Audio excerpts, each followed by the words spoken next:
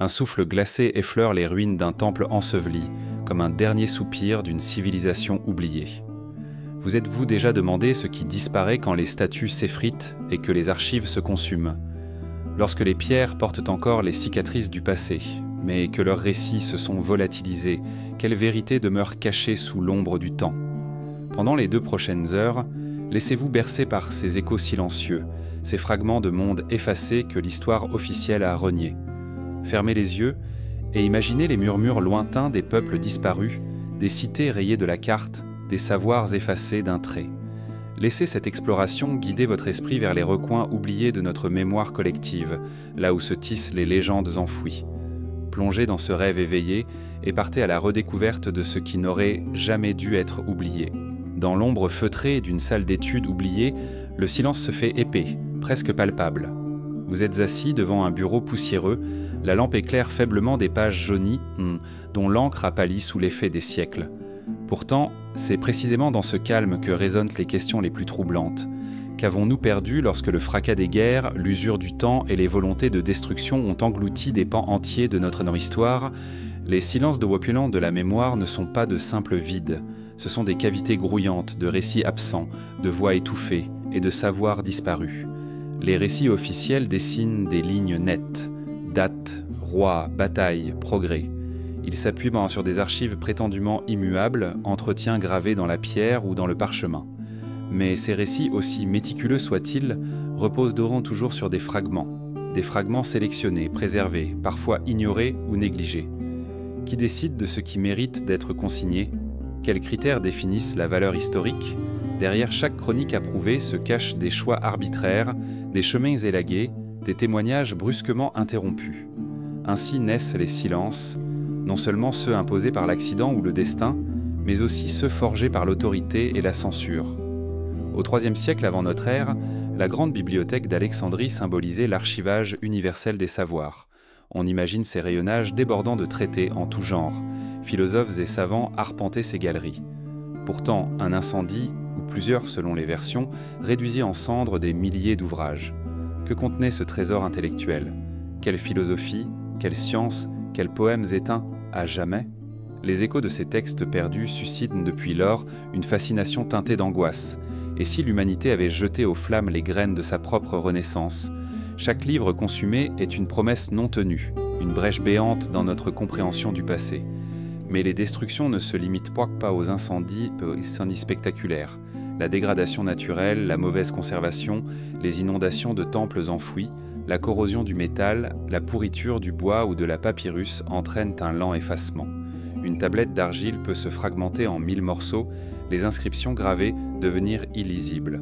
Un manuscrit éclaboussé par l'humidité peut voir ses mots se délaver jusqu'à la disparition totale. Les forces de la nature participent aussi à l'amnésie collective. À chaque fouille archéologique, on exhume un vestige inachevé, un motif gravé, un pot de terre brisé. Une pièce du puzzle, certes, mais aussi un rappel cruel de l'immense toile manquante. Pour combler ces lacunes, les historiens utilisent donc l'imagination méthodique. Ils comparent, recoupent, extrapolent. Ils dessinent des hypothèses. La cité qui se dressait là autrefois ressemblait peut-être à ceci. Ses habitants pratiquaient probablement tel rite. Ils commerçaient avec tel voisin. Mais toute reconstruction demeure fragile, adossée à des conjectures, parfois guidée par des préjugés contemporains. L'histoire ainsi tressée porte la marque des modernités intellectuelles, des idéologies et des recettes narratives actuelles. À quel point, dès lors, le récit présente-t-il la réalité? Ne trahissons-nous pas certains événements en forçant l'adéquation avec notre logique présente? Les silences pleins de la mémoire ne sont pas passifs. Ils agissent donc comme des vides attracteurs, appelant à l'interprétation, à la projection. Derrière cela se dessine un pouvoir immense, celui de forger la conscience collective. Les civilisations dominantes ont, à travers les siècles, effacé ou minimisé les récits de peuples vaincus, d'êtres opprimés, de croyances jugées hérétiques. On a rebâti monuments et cathédrales sur les ruines des sanctuaires antérieurs, réécrit les généalogies des dynasties pour légitimer un pouvoir, détruit les archives de communautés dissidentes. Sous le regard sélectif des vainqueurs, les traces s'amenuisent jusqu'à l'invisibilité. Les silences deviennent instruments de domination. Un peuple sans mémoire est un peuple privé d'identité. Pourtant, dans ces vides, des résistances subsistent. Les mythes oraux, les chants populaires, les traditions familiales recèlent des bribes de vérité. Des pigments retrouvés dans des grottes obscures, des dessins à peine lisibles sur des parois effritées, des artefacts enfouis dans un coffre maritime submergé. À chaque découverte, un murmure ancien parvient jusqu'à nous. Et si c'était là la forme la plus pure de la transmission ? Une voix qui voyage dans le temps, sans support matériel, portée par le souffle des conteurs et la mémoire collective des communautés. Ces témoignages fragmentaires échappent à la main qui manipule les archives officielles, même s'ils restent vulnérables à l'oubli définitif lorsqu'ils ne sont ni enregistrés ni préservés. Dans ce flottement entre absence et présence, l'archéologue et l'historien croisent leurs voies d'investigation. L'un fouille la terre pour exhumer les restes, l'autre interroge les textes, oraux ou écrits, pour recomposer une trame cohérente. Mais tous deux s'installent face à une énigme. Comment raconter ce qui ne parle plus ? Comment restituer des vies entières à partir de minuscules fragments ? Chaque objet archéologique, chaque manuscrit fragmentaire, chaque vestige architectural porte en lui la double fonction de témoin et d'énigme. Il ne suffit pas de le classifier. Il faut lui donner voix, composer un récit respectueux des doutes et des manques. Les silences de la mémoire invitent à une démarche critique. Nous apprennent-ils davantage sur ce qui a été perdu ou sur ceux qui écrivent l'histoire ? Ce vide d'information est-il le simple résultat du hasard ? Ou révèle-t-il au contraire les mécanismes conscients d'effacement ? Dans l'un et l'autre cas, l'absence interroge. Elle exige que nous ne prenions pas pour acquises les chronologies dominantes, que nous résistions à la tentation de combler trop vite les trous par des affirmations hâtives. Au contraire, elle nous pousse à cultiver le doute, à accepter les incertitudes comme partie intégrante de la quête du passé. Alors que nous refermons ce premier chapitre, le silence demeure vibrant autour de nous. Il nous interroge, nous éveille à la fragilité des traces humaines et nous convie à regarder de plus près ces archives inachevées. Dans la partie suivante, nous explorerons les origines de ces pertes, comment les archives et les chroniques ont-elles été brisées, quels accidents, quelles destructions intentionnelles ont disloqué les récits. Les voix étouffées aspirent à reprendre forme. Écoutons-les s'éveiller peu à peu dans le frisson du papier craquelé et l'éclat des fragments retrouvés. Lorsque nous levons le voile sur les silences de la mémoire, nous entrevoyons d'innombrables récits disparus entre les mailles du temps. Dans la partie 1, nous avons senti l'écho de ces absences comme une invitation à interroger non seulement ce qui survit, mais surtout ce qui s'efface. À présent, tournons-nous vers les racines de ces effacements. Les archives et chroniques, jadis fièrement dressées pour immortaliser les exploits humains, se sont brisées sous l'effet du feu, de l'eau, du fer ou de la plume censureuse. Dès l'Antiquité, l'obsession de consigner le savoir se heurte à sa fragilité intrinsèque, au IIIe siècle avant. Gigantée, la bibliothèque d'Alexandrie incarnait l'utopie d'une mémoire universelle, rassemblant traités de philosophie, d'astronomie et de médecine. Pourtant, quand la flamme, qu'il s'agisse d'un accident ou d'un acte calculé, ravagea ses rayonnages, des milliers d'ouvrages s'envolèrent en fumée. Les mots consumés n'ont jamais réapparu, et leurs idées, condamnées à l'ombre, ont perduré seulement sous forme de lambeaux, transmis de façon orale ou traduite de mémoire. Cette catastrophe originelle demeure un symbole. Dès lors que l'écrit disparaît, c'est une part de l'esprit humain qui s'éteint. À 1000 lieues de l'Égypte ancienne, une autre destruction systématique prit forme sous la dynastie Qin, en Chine au IIIe siècle avant. Jisai l'empereur, Qin Shi Huang, soucieux de consolider son pouvoir, ordonna le brûlage des anciens, le brûlage des livres et l'inhumation des lettrés. Les textes historiques, philosophiques ou littéraires qui ne louaient pas sa grandeur furent anéantis, et des savants opposants furent exécutés pour étouffer toute dissidence. Les chroniques, jadis recopiées avec soin, se trouvèrent amputées de pans entiers de la tradition culturelle chinoise. Si quelques œuvres furent heureusement recopiées en secret, la plupart demeurent à jamais perdues, englouties dans un oubli politiquement orchestré. La main destructrice ne se limite pas aux textes officiels. Les monastères médiévaux d'Europe, qui avaient pris le relais de la bibliothèque ancienne, subissaient régulièrement pillages, incendies et inondations. Lorsque, au XIe siècle, l'abbaye de Cluny vit ses caves inondées, des manuscrits précieux furent maculés jusqu'à la dissipation des pigments. Les moines recopiaient impatiemment dans les évangiles et les ouvrages de théologie, mais chaque catastrophe naturelle ouvrait de nouveau une brèche dans la transmission. Combien de vies intellectuelles s'éteignirent dans ces cryptes noyées ? Combien de traités inachevés, vibrants d'idées encore jamais formulées, demeurent engloutis sous des tonnes de boue et de débris. Au croisement du temps et de la volonté, la guerre pose un autre acte de censure. Lorsque Constantinople tomba aux mains des croisés en 1204, les archives impériales byzantines furent dispersées ou détruites. Les témoins oculaires rapportent des musées incendiés, des galeries démantelées, des codex jetés dans la mer. Les conquérants, convaincus de leur mission spirituelle, ne voyaient sans aucun remords à éradiquer l'héritage d'un empire qu'ils jugeaient hérétique. Pourtant, les fragments récupérés, parfois vendus à des bibliophiles européens, n'ont jamais compensé l'étendue de la perte. Des traités de sciences antiques, de philosophie néo-platonicienne et d'histoire orientale se sont évanouis sans laisser de traces.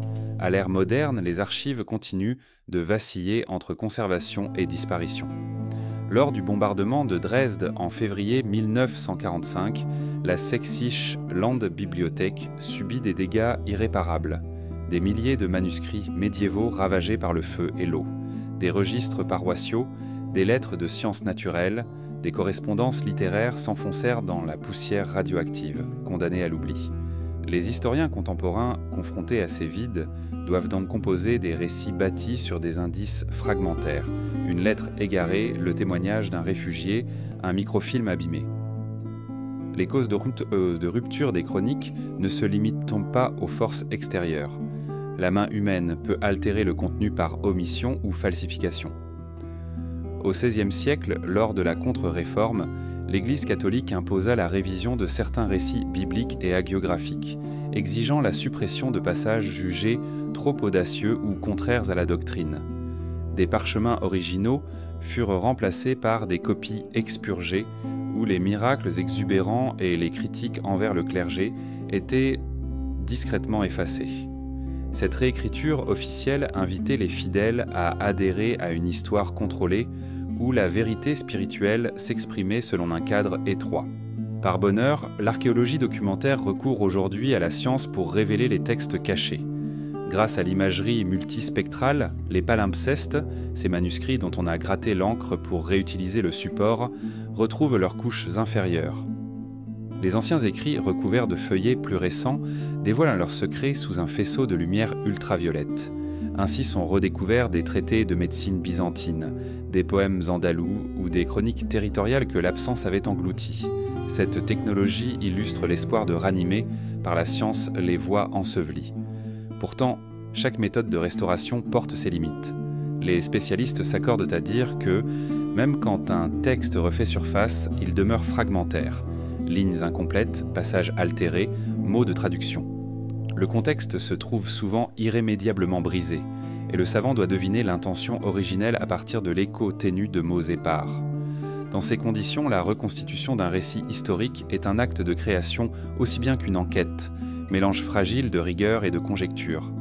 Alors que nous refermons cette exploration, on comprend que les archives et chroniques brisées ne sont pas de simples reliques érodées, mais bien les témoins vivants des dynamiques de pouvoir, de la vulnérabilité des matériaux et des caprices de la nature. Dans chaque éclat de tablette, chaque fragment de parchemin, se niche un appel à la vigilance. Préserver ce qui demeure, interroger ce qui manque et questionner la légitimité des récits dominants. Dans la partie 3, nous quitterons le monde des textes pour plonger dans le silence des pierres. L'archéologie nous attend, prête à exhumer des vestiges qui, malgré leur apparente incomplétude, en disent plus long sur nos civilisations effacées que ne pourraient en le faire 1000 chroniques intactes. Alors que nous avons exploré, dans la partie 2, les brisures volontaires et accidentelles des archives, il est temps de descendre dans la poussière des sites oubliés. L'archéologie, qui prétend donner voix aux civilisations passées, se heurte souvent à un silence plus épais que le marbre des ruines. Dans ces terres endormies, ce qui ne se laisse pas exhumer, ce qui échappe aux outils du fouilleur, devient une énigme plus obsédante encore que les textes consumés. Beaucoup de sociétés ont bâti des monuments de bois, de torchis ou de tissus latéralement fragiles, temples suspendus, sanctuaires éphémères, jardins sacrés. Ces architectures, vouées à l'oubli dès leur inauguration, laissent aujourd'hui peu ou pas de traces matérielles.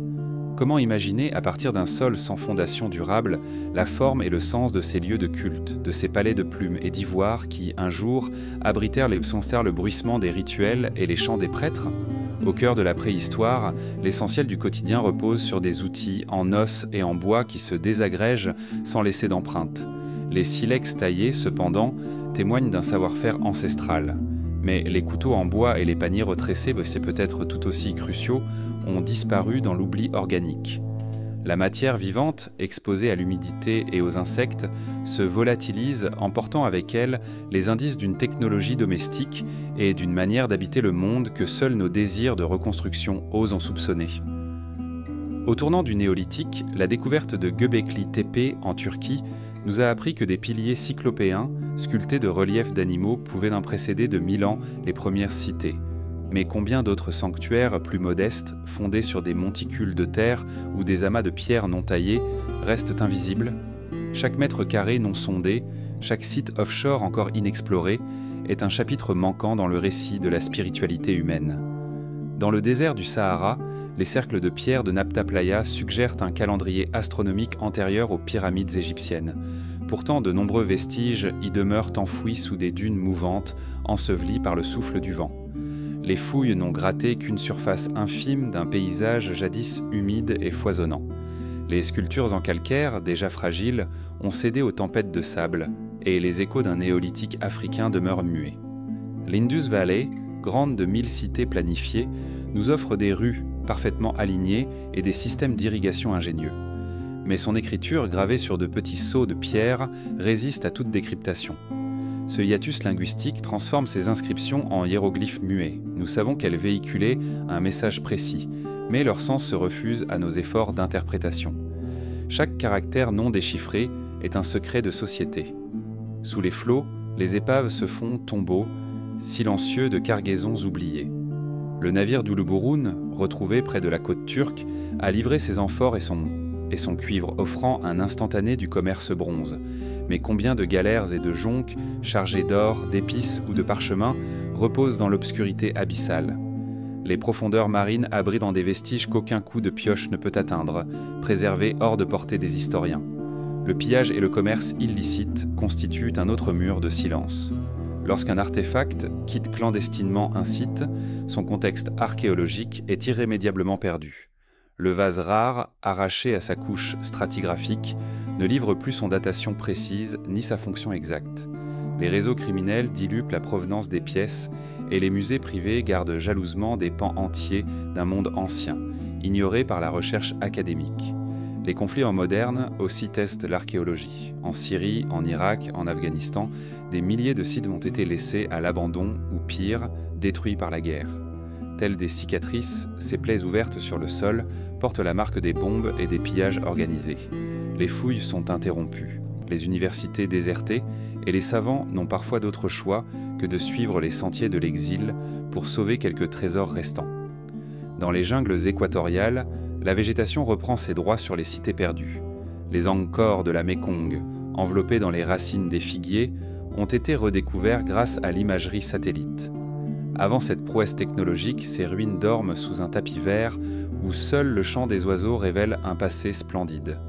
De nombreux sites, moins monumentaux, échappent encore à nos radars, prisonniers d'une végétation luxuriante. Le regard porté sur l'archéologie tend à se concentrer sur les grands ensembles méditerranéens ou mésopotamiens, négligeant les cultures périphériques. Les huttes néolithiques d'Afrique de l'Ouest, les tombeaux en terre cuite d'Amérique du Sud ou les villes de terre d'Asie centrale reçoivent une fraction minime de l'attention scientifique. La hiérarchie des vestiges reflète les préjugés culturels et le financement de la recherche, laissant dans l'ombre des civilisations tout aussi méritantes. Les technologies modernes promettent de sonder les sous-sols sans creuser. Radar à pénétration, lidar aérien, magnétomètre. Pourtant, la couverture demeure inégale et les budgets alloués à ces techniques sont souvent insuffisants. Des zones entières n'ont jamais fait l'objet d'un survol lidar et de nombreux reliefs, dissimulés par le relief naturel, attendent encore d'être révélés. Chaque pixel non analysé est un mystère potentiel. À l'heure où l'on vante les immenses collections muséales, on sous-estime les milliers d'artefacts stockés dans des réserves obscures. Des milliers d'objets purement inventoriés dorment dans des caisses scellées, inaccessibles au public, et nombre de chercheurs. Ces trésors invisibles alimentent pourtant la matière vivante de l'histoire matérielle, Si seulement on prenait le temps de les inventorier et de les étudier. Face à ces silences, les archéologues et les communautés locales s'allient de plus en plus. Les habitants qui veillent entre eux sur les vestiges, génération après génération, possèdent souvent un savoir oral inestimable. Leur mémoire des lieux, transmise de père en fils, éclaire parfois la position approximative d'un site encore non recensé. Ces traditions, à la fois fragiles et précieuses, constituent une carte vivante qu'il est impératif de consulter avant même de brandir la truelle. Dans ce dialogue entre la terre, le temps et le savoir, l'archéologie se révèle comme une quête partagée. Mais il demeure que tant de vestiges échappent à nos regards et à nos roues d'enquête. Les vestiges disparus rappellent et sans que l'histoire se construit autant sur ce que l'on exhume que sur ce que l'on choisit de chercher. En quittant ce silence minéral pour explorer des territoires sans plus construits, nous nous tournerons dans la partie 4 vers ces cités fantômes, ces villes si prospères qu'elles furent un jour rayées de la carte. Nous tenterons d'en ressusciter l'urbanisme, la vie quotidienne et les raisons de leur abandon afin de faire résonner à nouveau leur présence perdue. Après avoir examiné les vestiges que l'archéologie peine parfois à exhumer, nous abordons désormais le phénomène plus saisissant encore des cités fantômes. Ces métropoles jadis prospères, aujourd'hui réduites à l'état de ruines et de légendes dont l'existence elle-même semble écartée de la mémoire collective. Dans notre quête des civilisations effacées, elles incarnent l'échec d'une utopie urbaine et le mystère de l'abandon soudain. Que s'est-il passé pour que ces lieux d'habitat, de commerce et de culture disparaissent presque sans laisser de traces vivantes?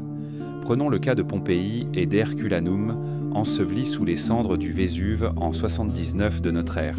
À Pompéi, les corridors figés, les mosaïques intactes et les fresques éclatantes offrent un instantané d'une cité romaine en plein essor, comme si ses habitants s'étaient évaporés l'espace d'un souffle. Mais l'éruption volcanique n'a pas seulement stoppé la vie, elle l'a figée sous un voile gris, créant un tombeau instantané. Les maisons, les thermes, les commerces sont restés tels quels, et c'est ce gel dans le temps qui donne à Pompéi son aura de cité fantôme unique. Pourtant, derrière cette préservation exceptionnelle, les crins d'argile dissimulent les détails quotidiens, les vies ordinaires qui ont sombré dans l'obscurité, jamais racontées autrement que par les fragments d'objets retrouvés. Bien plus à l'est, Mohenjo-Daro, cœur de la civilisation de l'Indus, vers 2600 à 1900 avant notre ère. Gizeh témoigne d'une planification urbaine d'une audace inouïe. Rues alignées, maisons pourvues de systèmes d'évacuation, entrepôts monumentaux. Pourtant, la cité fut abandonnée progressivement, peut-être victime de changements climatiques, de ruptures commerciales ou de bouleversements politiques. Les fouilles mettent au jour des briques de terre sèche alignées avec une précision remarquable, mais guère de traces de l'incendie ou de l'invasion qui aurait précipité son déclin. Mohenjo-Daro s'est évanoui à l'horizon de l'histoire, et nous restons aveugles quant aux gestes et aux visages de ceux qui la peuplaient. Au cœur de l'océan Pacifique, Nan Madol, cité construite sur des îlots artificiels dans les lagons de Pohnpei, incarne aussi une disparition totale. Édifiée entre le IVe et le XVe siècle, elle servait de centre politique et cérémoniel pour la dynastie Sodler. Ses murailles de basalte taillées, suspendues entre ciel et mer, défient l'imagination. Au premier contact avec les explorateurs occidentaux, Nan Madol était déjà déserte, abandonnée après des conflits internes et un effondrement des structures sociales. La forêt tropicale a repris ses droits sur les pierres et seuls quelques tronçons de murs émergent aujourd'hui, comme des vestiges discrets d'une cité engloutie par le silence. Dans les déserts brûlants, Petra, la cité rose, creusée dans le grès par les Nabatéens, offre un autre exemple de gloire et d'abandon. Pendant des siècles, ces façades sculptées restèrent cachées, protégées par les falaises, tandis que ses habitants géraient les routes caravanières du commerce de l'encens et des épices. Puis, un séisme suivi d'un déplacement progressif des voies commerciales la laissa isolée. Ces monuments furent pillés, son souvenir s'effaça parmi les dunes. Redécouverte par un explorateur suisse en 1812, Petra revenait à la lumière, mais ses histoires quotidiennes, ses marchés et ses bazars restent invisibles, perdus dans les sables du temps. Plus au nord, sur les bords du Mississippi, Cahokia fut autrefois la plus grande ville d'Amérique du Nord précolombienne, abritant plusieurs dizaines de milliers d'habitants. Ses tertres cérémoniels dominaient le paysage et ses échanges s'étendaient jusqu'au Grand Lac et au golfe du Mexique. Vers 1350 de notre ère, la cité déclina sans qu'on sache exactement pourquoi. Épuisement des ressources, conflits internes, épidémies. Aujourd'hui, la plus grande partie de Cahokia est une prairie paisible, ponctuée de collines verdoyantes qui dissimulent la grandeur passée. La mémoire orale des peuples natifs a gardé quelques bribes, mais l'absence de textes écrits jette une ombre sur la compréhension de ce qui fit s'éteindre le cœur urbain. Les raisons de l'abandon urbain varient: modification des routes commerciales, raréfaction des ressources, catastrophes naturelles, conquêtes militaires, épidémies ravageuses, effondrement politique. Mais souvent plusieurs facteurs convergent. Lorsque l'économie d'une cité repose sur un commerce spécifique, la mutation des réseaux peut la condamner. Quand la sécheresse s'installe, l'irrigation se grippe et le sol s'appauvrit. Lorsqu'une population décline, les sanctuaires se vident et sans communauté vivante pour entretenir les bâtiments, la végétation reprend ses droits, accélérant la ruine. La cartographie joue un rôle crucial dans la disparition symbolique des cités. Les conquérants effacent les noms des vaincus de leurs cartes, les auteurs de traités ne mentionnent plus ces lieux que pour en consigner la chute, et les voyageurs cessent de rapporter des itinéraires. Peu à peu, la ville rayée de la carte quitte notre imaginaire, comme si elle n'avait jamais existé. Les atlas médiévaux, qui raséant parfois des territoires entiers, illustrent cette pratique. Sur une page, un empire prospère, sur l'autre, un champ de ruines anonyme. Dans les collines anglaises, de nombreux villages médiévaux furent désertés après la peste noire au XIVe siècle. Les chemins bordés de haies mènent aujourd'hui à des clairières où ne subsistent que quelques soubassements de chaumières. De même, les explorateurs modernes découvrent des cités mayas abandonnées, dont les façades somptueuses émergent entre les lianes et les ceiba. Mais combien d'autres gisent encore sous la canopée, invisibles à l'œil nu? La redécouverte de ces cités effacées repose désormais sur des technologies de pointe: lidar aéroporté, imagerie satellite, prospection géophysique. Ces outils débusquent des tracés urbains sous la végétation et révèlent qu'au sein des plans de cités engloutis par le temps. Pourtant, tous les territoires n'ont pas encore bénéficié de ces survols, et le financement reste limité. Les chercheurs scrutent donc en priorité les zones réputées prometteuses, laissant dans l'ombre des centaines de sites potentiels. Parfois, ce sont les communautés locales qui détiennent la clé de leur propre passé oublié. Les récits poncés des anciens, portés par la tradition orale, désignent des collines sacrées, des sources jadis vénérées ou des chemins de procession. Lorsque l'archéologue s'allie avec le gardien du lieu, un dialogue vivant s'instaure, capable de révéler l'existence de villages ou de sanctuaires que la science n'avait pas encore recensés. Ces collaborations rendent justice au savoir vernaculaire, souvent méprisé au profit de méthodes académiques strictes. En arpentant ces cités fantômes, on prend la mesure de notre propre fragilité. L'urbanisme le plus avancé peut disparaître en quelques décennies ou quelques siècles, englouti par la nature ou effacé par les hommes. Chaque brique tombée, chaque colonne brisée, chaque rue envahie par la végétation est un témoignage de la précarité des œuvres humaines face au cours du temps.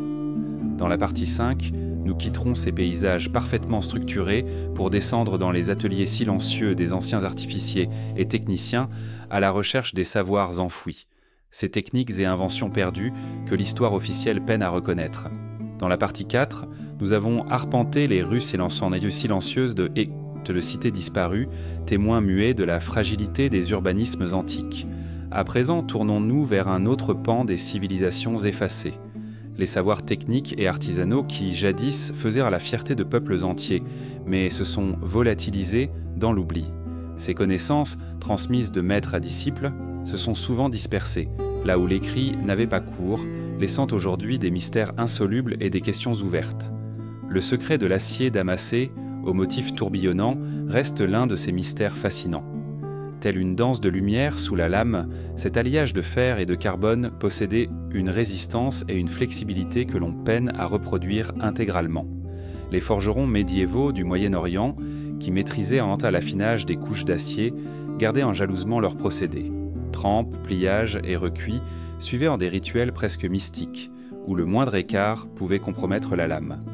Les rares tentatives modernes pour décrypter la formule ont mis en évidence des inclusions de carbone et des microstructures complexes, mais la recette complète et surtout la gestuelle précise des artisans restent partiellement inaccessibles. Autre prouesse technique oubliée, le béton romain. Les ingénieurs de l'Antiquité utilisaient un mélange de pouzzolane et de chaux qui résistait à l'épreuve des siècles, comme en témoigne le Panthéon de Rome ou les digues du port d'Ostie.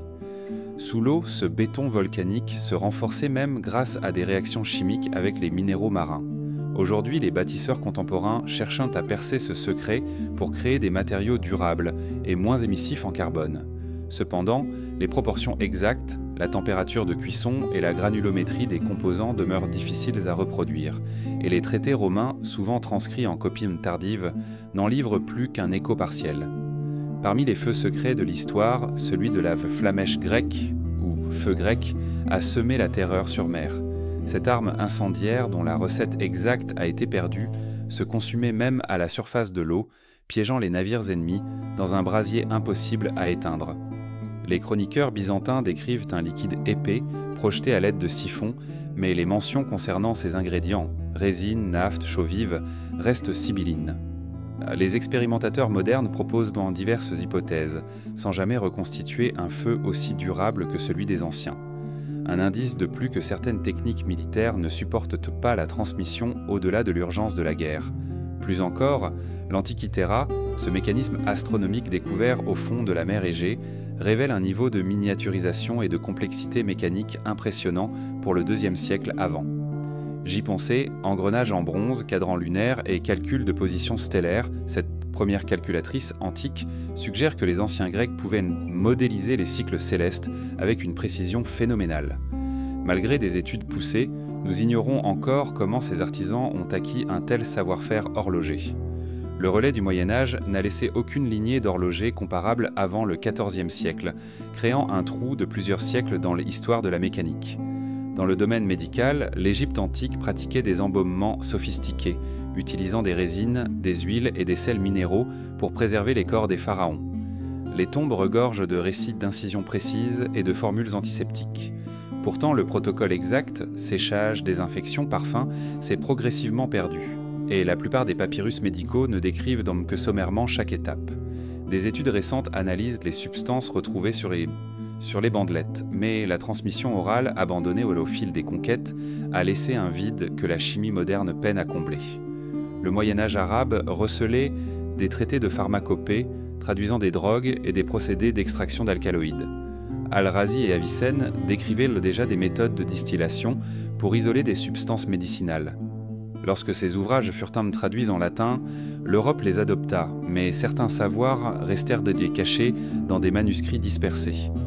Les véritables dosages et les combinaisons synergétiques d'extraits de plantes, validés par des siècles d'usage, n'ont pas tous été compris ni conservés, laissant les apothicaires modernes reconstituer leurs formules à tâtons.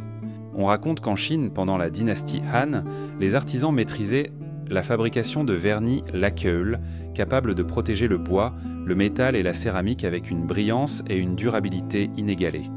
Le laquais, extrait de la sève de l'arbre Toxicodendron vernicifluum, subissait des couches successives de polissage et de séchage à l'abri de l'humidité. Pourtant, la plupart des traités techniques ont été détruits lors d'invasions et d'incendies, et seuls quelques objets survivent, dont la structure moléculaire ne révèle pas totalement le protocole précis d'application.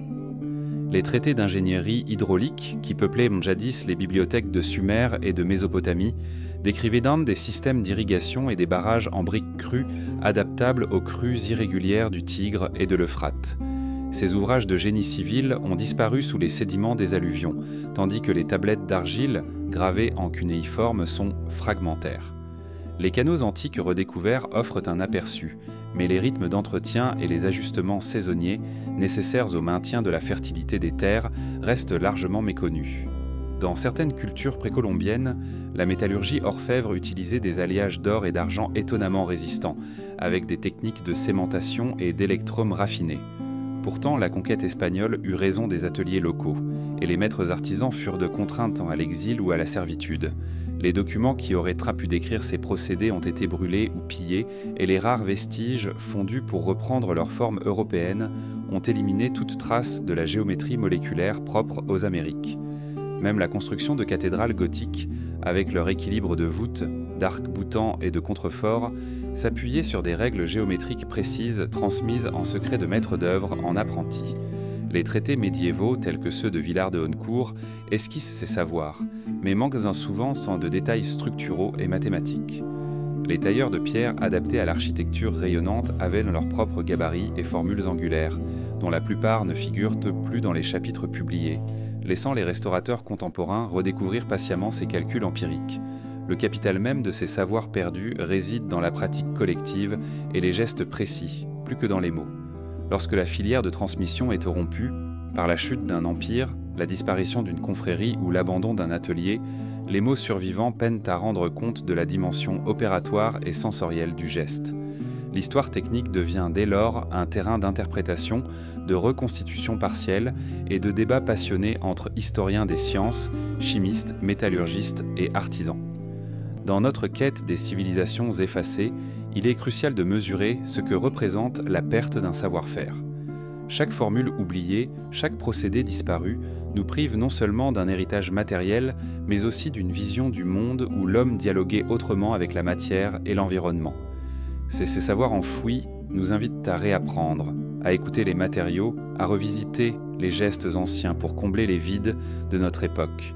Dans la partie 6, nous plongerons au cœur des langues éteintes, ces alphabets et ces idiomes qui ont transporté, pendant des siècles, la pensée et la culture de peuples entiers, avant de s'effacer sans bruit. Là encore, leur silence recèle je laissais des trésors d'imaginaire et des indices précieux pour comprendre les civilisations perdues. Alors que nous avons exploré les techniques et savoir-faire disparus dans la partie 5, tournons-nous désormais vers les instruments intangibles de la culture, les langues et les alphabets jadis florissants, aujourd'hui réduits à des fragments indéchiffrables ou à des mentions fugitives. Les mots, porteurs de mythes, de savoirs et d'émotions, disparaissent que souvent sans laisser de traces, emportant avec eux une vision unique du monde, une sensibilité propre à un peuple.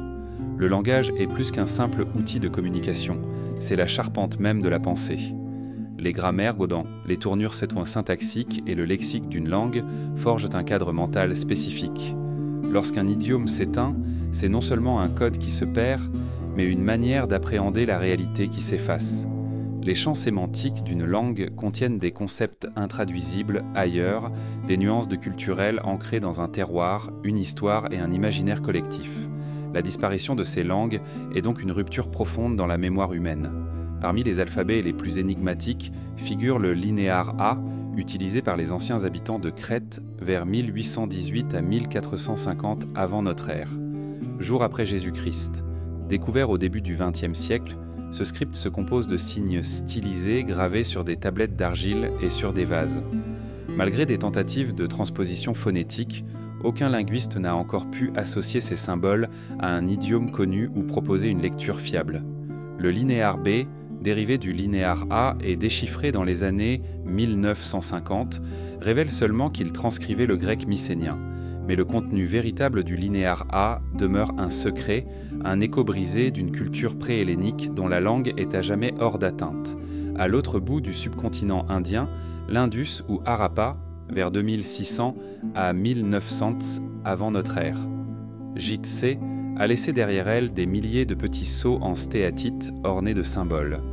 Chaque inscription, jamais longue de plus d'une vingtaine de signes, suggère un système scriptural cohérent, peut-être syllabique ou logosyllabique. Or, malgré les progrès de l'intelligence artificielle appliquée au corpus épigraphique, le sens de ces signes reste insaisissable. Les hypothèses abondent, du proto-dravidien à une langue aujourd'hui entièrement disparue, mais aucune n'a fait l'unanimité. Ainsi, le harapéen illustre la fragilité de la transmission écrite, quand le lien vivant avec les locuteurs est rompu. Sur des îles isolées du Pacifique, la civilisation de Rapa Nui a inventé le rongorongo, un système de glyphes gravés sur des tablettes de bois. Les premiers missionnaires, effrayés par ce qu'ils considéraient comme de la sorcellerie, détruisirent la plupart de ces objets au XIXe siècle. Il ne subsiste qu'une vingtaine de tablettes fragmentaires. Les spécialistes ont tenté de repérer des répétitions et des structures grammaticales, mais sans corpus suffisant, toute tentative de déchiffrement semble vouée à l'impasse. Rongorongo symbolise la tragédie d'un savoir isolé, effacé brutalement par la violence coloniale. En Méditerranée, la langue étrusque parlée en Toscane au 8e 1er siècles avant. Jitse a laissé de nombreuses inscriptions funéraires et votives. Nous possédons l'alphabet et pouvons retranscrire les textes, mais la plupart des mots demeurent obscurs. Ni parenté claire avec le latin, ni lien établi avec d'autres langues pré-indo-européennes. Les quelques textes bilingues, étrusque-latin, offrent des indices, mais leur nombre insuffisant limite la compréhension. L'étrusque reste ainsi une lueur vacillante, un idiome perçu à travers un prisme fragmentaire.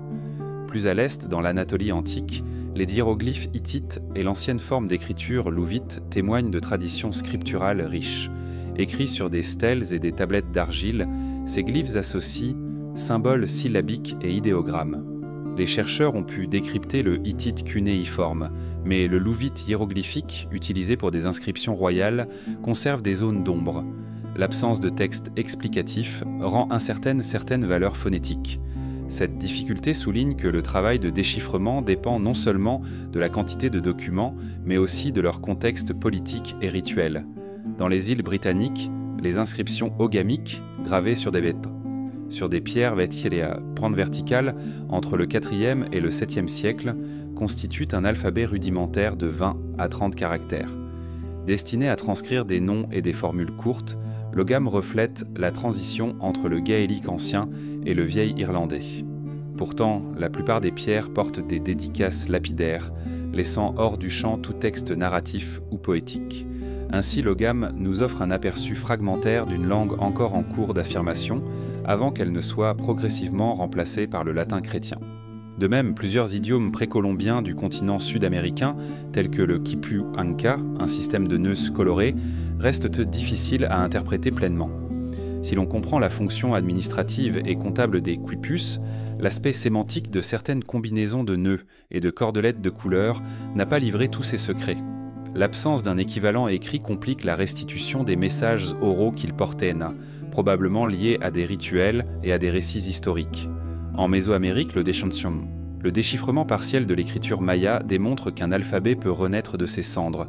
Les inscriptions monumentales et les codex mixtèques recouvrent des récits dynastiques, des mythes et des calculs calendaires. Mais même pour les mayas, certaines glyphes demeurent énigmatiques et la complexité de leur langue polysynthétique résiste aux analyses les plus fines. L'exemple maya montre néanmoins qu'une écriture longtemps oubliée peut, grâce à la convergence de la linguistique et de l'archéologie, retrouver une voie partielle. Les méthodes modernes de reconstruction s'appuient sur la philologie comparative, la linguistique historique et, de plus en plus, sur des technologies numériques. Les bases de données d'inscription, l'imagerie multispectrale et l'intelligence artificielle favorisent l'identification de motifs et de correspondances. Pourtant, toute reconquête linguistique comporte un risque, celui de projeter des catégories contemporaines sur des idiomes anciens, d'introduire un biais anachronique dans la restitution. Les glottomètres et les arbres phylogénétiques aident à cerner les parentés, mais jamais à ranimer une langue totalement disparue. Face à ces silences scripturaux, il nous appartient de mesurer l'importance de chaque signe perdu. Ces alphabets effacés renfermaient en des récits le fondateur, des chants, des dialogues quotidiens, des lois et des prières. Chaque caractère indéchiffrable est un chant silencieux, une mélodie interrompue.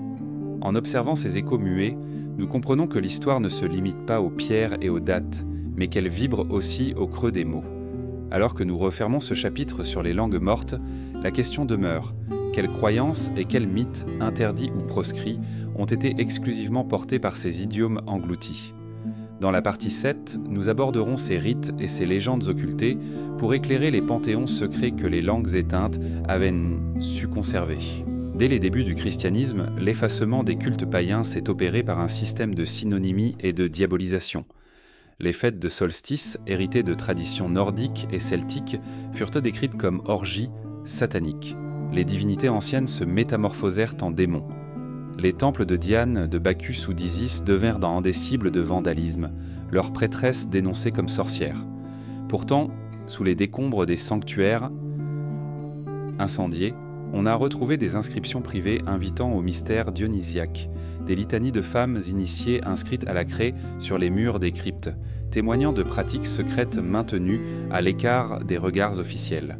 Plus tard, au IVe siècle de notre ère, le culte des mystères d'Éleusis, qui célébrait le retour de Déméter et la fertilité des champs, fut abandonné après l'édit de Théodose interdisant tout rite païen. Les initiés, liés par le serment de garder le silence, emportèrent dans leurs tombes les paroles exactes des hymnes sacrés. Les décrits de l'époque se bornent à signaler une fête de l'ancienne religion, sans divulguer les chants, les offrandes, ni la signification des libations. Le secret entourant ces cérémonies a engendré un mythe durable. Que contenaient ces révélations intimes? Quel savoir ésotérique les participants partageaient-ils derrière les portes closes? À l'autre bout de l'Empire romain, les adeptes du mitraïsme pratiquaient des rituels dans des mitréums souterrains, construits comme des grottes initiatiques. Les représentations sculptées du dieu traînant un taureau évoquent un symbolisme cosmique et mystère de régénération. Lorsque le christianisme devint religion d'État, ces cavernes furent abandonnées, comblées ou transformées en cryptes chrétiennes. Les plateaux d'offrandes et les lampes estanes à huile, retrouvés sous plusieurs mètres de remblai, donnent à peine une esquisse du rituel. Les formules exactes, les invocations des néophytes, les repas cérémoniels, tout reste englouti sous la terre. En Mésopotamie, les cultes de l'oniromancie et de la nécromancie furent officiellement interdits dès le règne d'Assurbanipal, qui ne voyait dans ces pratiques qu'un danger pour la stabilité du royaume. Les tablettes décrivant les rêves prémonitoires ou les invocations aux esprits des morts furent détruites ou soigneusement cachées dans des dépôts secrets. Les découvertes récentes, dans des caches souterraines, ont mis au jour des fragments où l'on distingue des questions adressées aux ombres. Viendra-t-il un bon présage ? Ces bribes laissent entrevoir toute une théologie du songe que le pouvoir royal jugeait trop subversive pour circuler librement. Plus près de nous, à l'époque médiévale, l'Inquisition espagnole poursuivit et brûla les manuscrits alchimistes et les traités de magie naturelle, considérés comme pratiques démoniaques. Pourtant, dans les marges des bibliothèques cathédrales, des catalographes consignaient discrètement l'existence de grimoires cachés, des compendiums d'herboristerie ésotérique mêlant recettes thérapeutiques et formules d'invocation. Les pèlerins espagnols mentionnaient, dans des lettres privées, des confréries itinérantes qui célébraient les solstices dans les bois, rendant hommage à des saints païens sous le couvert de cérémonies saintes. Les conquêtes européennes en Amérique ont constitué une autre grande opération d'interdiction des cultes locaux. Les prêtres catholiques, désireux d'éradiquer les sacrifices et les danses rituelles, brûlèrent les codex mayas, aztèques et incas. Les quelques feuillets qui nous sont parvenus, sauvés par des moines isolés, offrent des scénarios mythologiques et des invocations de divinités lunaires et stellaires jamais réédités en Occident. Ces documents fragmentaires suggèrent l'existence de savoirs astronomiques et agricoles tenus secrets, dont la portée aurait largement surpassé la chronologie des calendriers européens. Dans les stans d'Asie centrale et dans certaines communautés soufis, des cercles d'initiés pratiquaient des méditations musicales fondées sur une lecture mystique du Coran, transmise oralement et proscrite par les autorités ottomanes, jugées trop peu orthodoxes. Les chants destinés à induire des états de transe se sont volatilisés lorsque les confréries furent démantelées. Des disques vinyles clandestins enregistrés au début du XXe siècle n'ont survécu qu'en copie privée, conservés dans des caves familiales, attestant d'une boucle rythmique et d'une modulation vocale qui évoquent une mystique sonore désormais presque perdue. Ces croyances interdites, bien que souvent reléguées aux marges, ont façonné en silence des imaginaires et des pratiques collectives. Elles rappellent que le pouvoir définit la légalité d'une foi et que le tabou peut étouffer la parole longtemps après la disparition des persécuteurs. Les rares bribes de ces rites subsistent dans les fouilles clandestines, les archives privées, les traditions orales maintenues à l'écart des canaux officiels. Elles nous invitent à questionner la légitimité du silence. Quelle part de notre humanité se meurt lorsque des croyances sont proscrites? Alors que nous refermons ce chapitre, le voile se lève à peine sur ces panthéons secrets.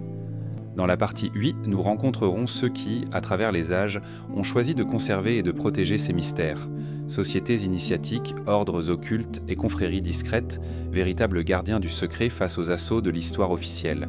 Dans la lueur vacillante d'une lampe à huile, nous quittons l'univers des croyances interdites pour entrer dans les cercles feutrés où l'on préserve les mystères. À l'issue de la partie 7, nous avons pressenti combien certaines traditions, jugées subversives, furent proscrites et réduites à des bribes éparses. À présent, penchons-nous sur ceux qui, au fil des siècles, ont assumé la charge de garder vivantes ces sagesses évanescentes. Confréries, sociétés initiatiques, ordres occultes, façonnés dans l'ombre, loin des regards officiels. Dès l'Antiquité, des groupements énigmatiques recueillaient des savoirs exclusifs. En Égypte, les prêtres d'Hermopolis se réunissaient dans des sanctuaires hermétiques, consacrés à la science des astres et à l'alchimie du corps et de l'âme. On raconte qu'ils maîtrisaient les secrets de l'embaumement, non seulement pour préserver la chair, mais pour transformer le défunt en initié du cycle éternel.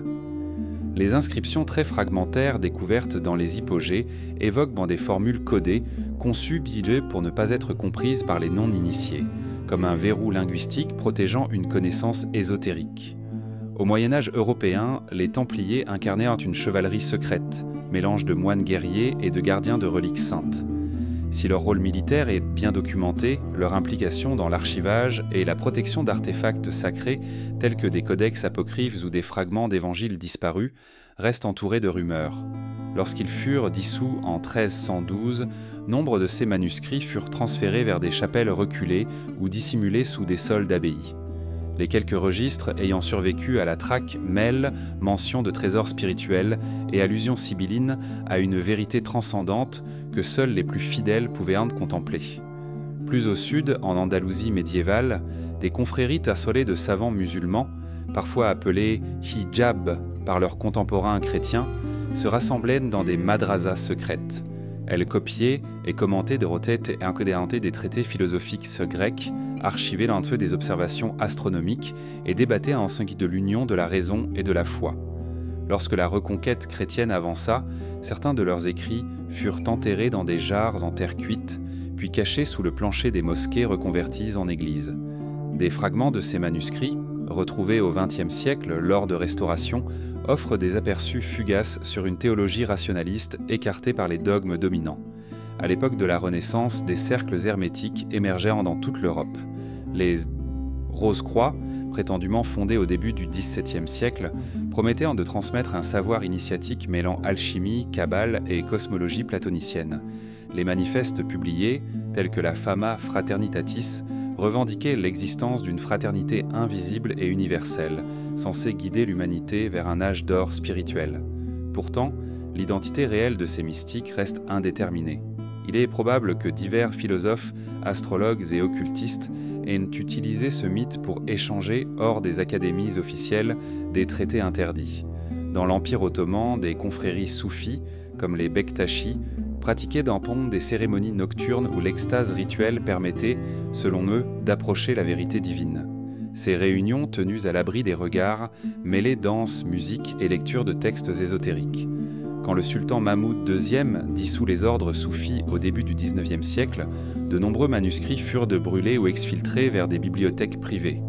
Les familles de derviches prirent alors la responsabilité de transmettre, oralement, la poésie mystique et les procédures initiatiques, faisant de ce legs un trésor immatériel protégé par le seul lien de l'allégeance. Au-delà des frontières de l'Orient et de l'Occident, les sociétés secrètes du sous-continent indien, telles que les Naths, formaient en paix des lignées yogiques gardiennes de pratiques de méditation et de contrôle du souffle. Leurs traités, souvent dissimulés dans des grottes himalayennes, contenaient des diagrammes de circulation énergétique et des mantras codés. Sous la pression des autorités coloniales britanniques, ces textes furent souvent disséminés parmi les disciples, ou enterrés sous des monastères tibétains pour échapper à la saisie. Les rares manuscrits conservés à Bodh Gaya ou à Srinagar témoignent aujourd'hui d'un savoir corporel bientôt menacé de disparition. À l'aube de l'ère industrielle, la franc-maçonnerie se présente comme un réseau international d'initiés, utilisant un langage symbolique hérité des bâtisseurs de cathédrales.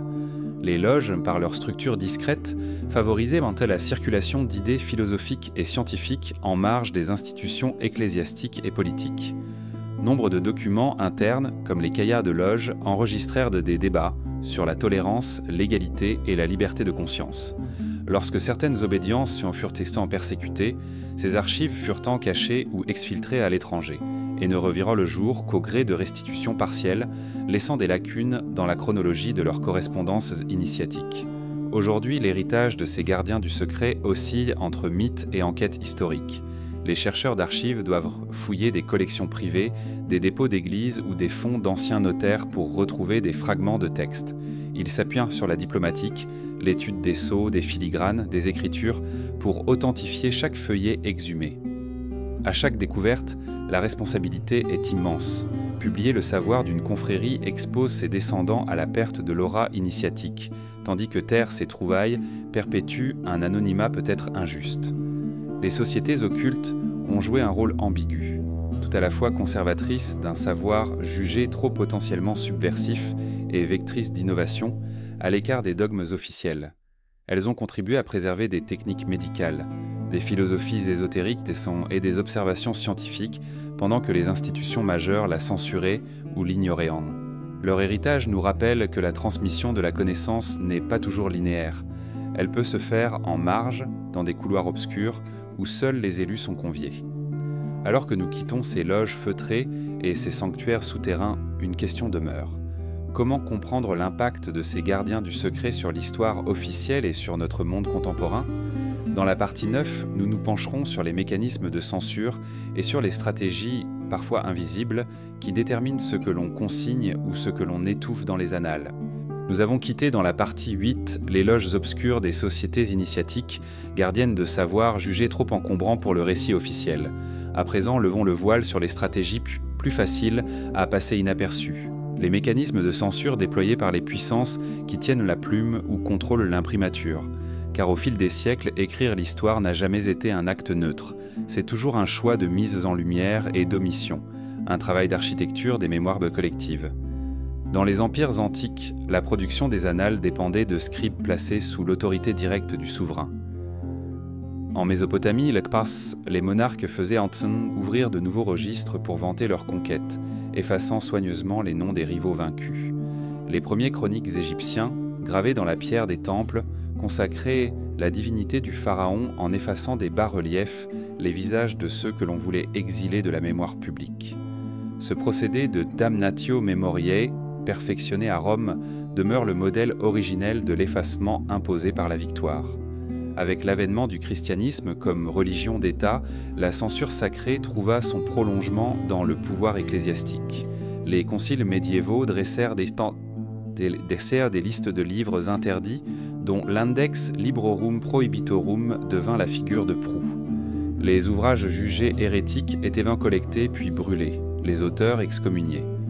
À travers cette graille de contrôle, l'Église façonnait une version de la foi et de la science acceptable, reléguant aux marges les textes gnostiques, les traités d'astrologie ou les philosophies d'hommes païennes jugées trop subversives. La censure politique utilisa à son tour l'art de la réécriture. Sous Napoléon, d'anciens pamphlets monarchistes furent réédités avec des coupes ou des commentaires stratégiques.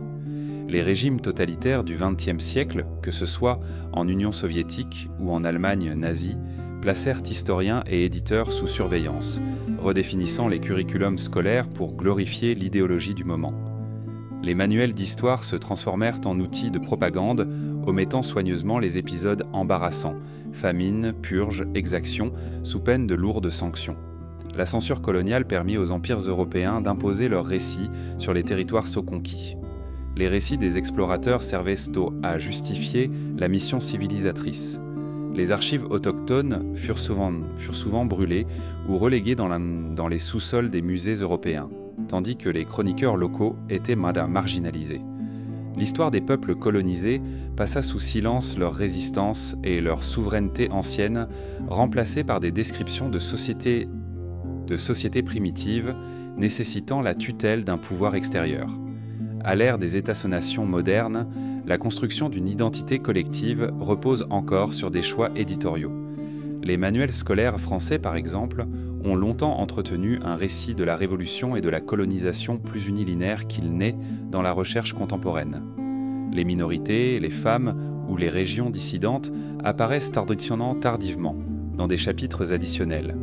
Les mémoires locales, faute de financement suffisant, peinent à se faire entendre face à la dominante nationale.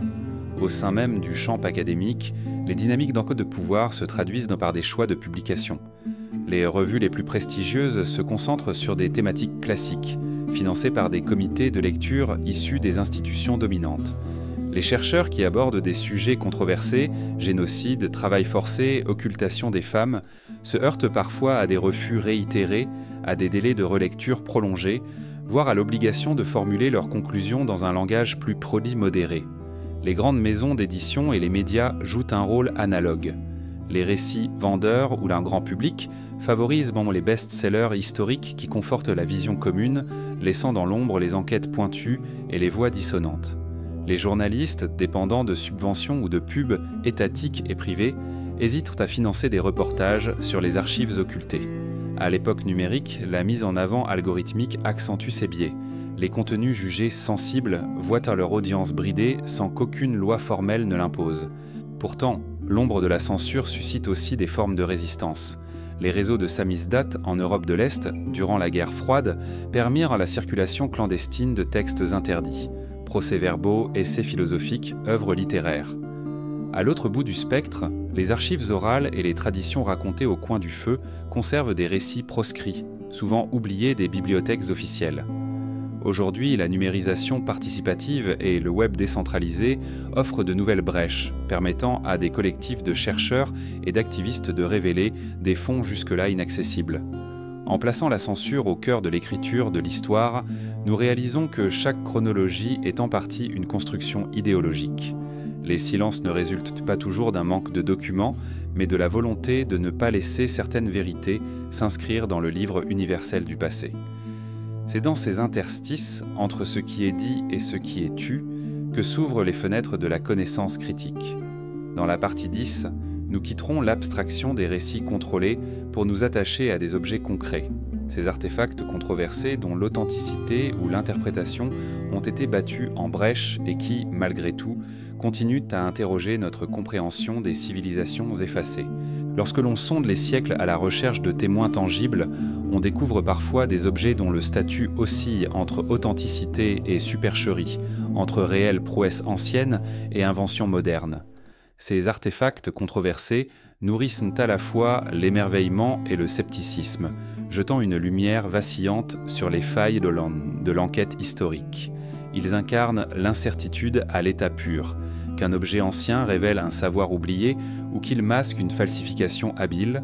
Ils nous forcent à interroger non seulement la pièce elle-même, mais aussi les méthodes employées pour la dater, la comparer et l'interpréter. Le cas du Batri de Bagdad illustre parfaitement ce dilemme. Découverte au milieu du XXe siècle dans les ruines de Khouyout Rabaoua, près de l'ancienne capitale parthe, cette petite jarre en terre cuite renferme un cylindre de cuivre et un noyau en fer. Certains ont soutenu qu'il s'agissait d'une cellule électrochimique primitive capable de générer de l'électricité, peut-être destinée à l'électroplaquage de bijoux en or. Pour d'autres, c'est un simple pot rituel ou un récipient de stockage. Les tests modernes, mal documentés et l'absence de contexte scientifique clair ont transformé cet objet en icône du savoir perdu, bien plus qu'en artefact réellement exploité par les anciens. À l'autre bout du spectre, le manuscrit de Voynich se présente comme un codex du XVe siècle, rédigé dans une écriture totalement inconnue, illustrée de plantes imaginaires et de figures astrologiques énigmatiques. Des générations de cryptologues, de linguistes et de passionnés d'ésotérisme ont tenté, sans succès, de percer son message. Certains y voient un traité médical secret, d'autres un canular savamment élaboré. L'absence de toute mention de ce manuscrit avant sa réapparition en 1912 nourrit l'hypothèse d'une création moderne passée pour médiévale. Pourtant, les feuilles du codex révèlent, grâce à des datations au carbone, une origine médiévale précise, sans pour autant lever le voile sur le sens de son écriture. Plus dramatique est l'affaire Piltdown, forgée en Angleterre au début du XXe siècle. Des fragments de crâne et de mâchoire furent présentés comme les restes d'un homme anglais ancien, supposé combler l'écart évolutif entre le singe et l'homme. Pendant 40 ans, cette supercherie retarda l'étude de la paléoanthropologie, bastion d'ombre dans lequel se sont cachés des intérêts nationaux, académiques et personnels. Ce n'est qu'en 1953 que des analyses chimiques révélèrent la combination de calcaire vieilli et d'os de chimpanzé outrageusement bricolés. Le scandale Piltdown reste un exemple vertigineux de la manière dont un faux peut orienter durablement la science. Les crânes de cristal venus des Amériques précolombiennes offrent un autre cas de mystère et de controverse.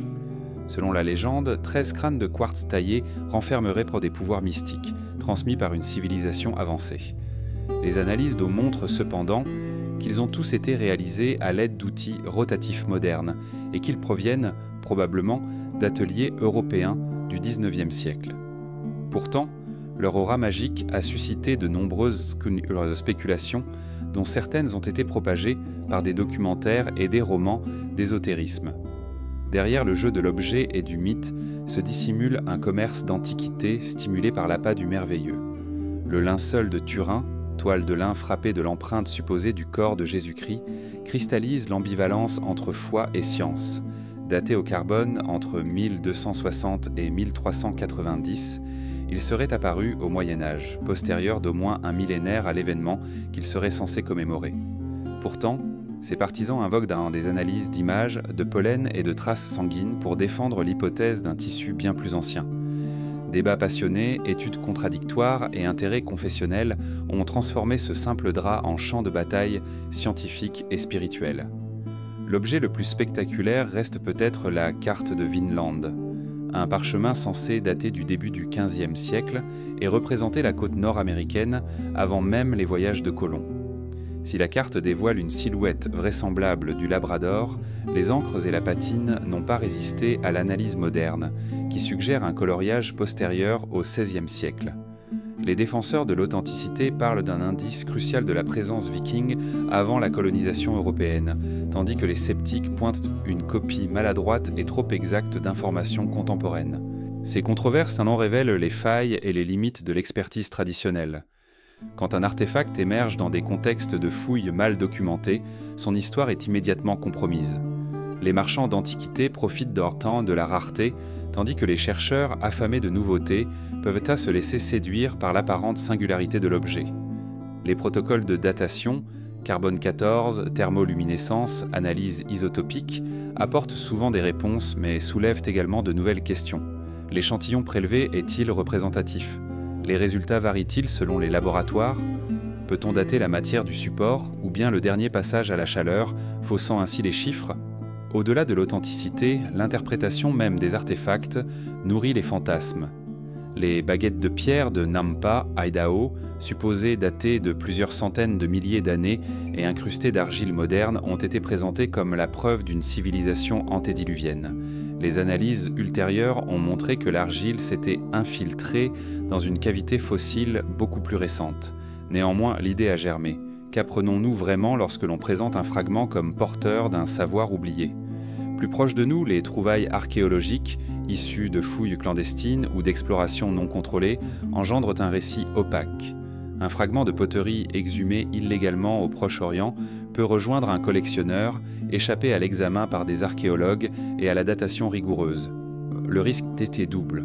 Le faux y trouve un alibi, et les objets authentiques disparaissent s'entendent dans un cercle occulte, privés de leur contexte stratigraphique.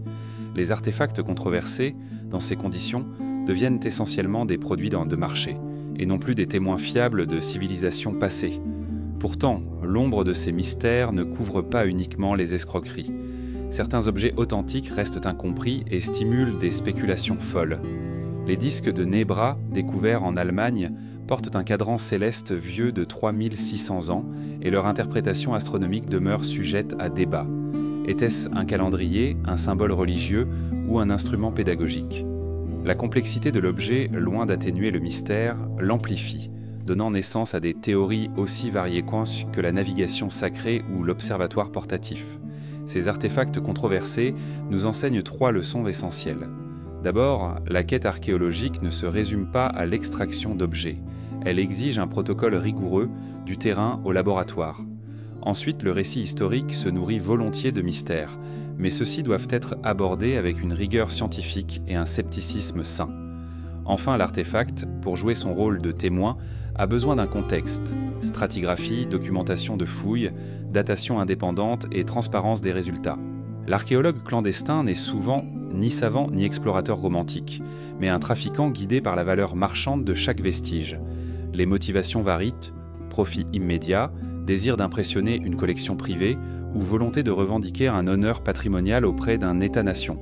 Qu'il soit organisé par des réseaux criminels ou mené à l'échelle d'un simple fouilleur isolé, ce creusement sauvage foule aux pieds les principes mêmes qui fondent dans la recherche historique, la rigueur, la transparence et le respect du contexte.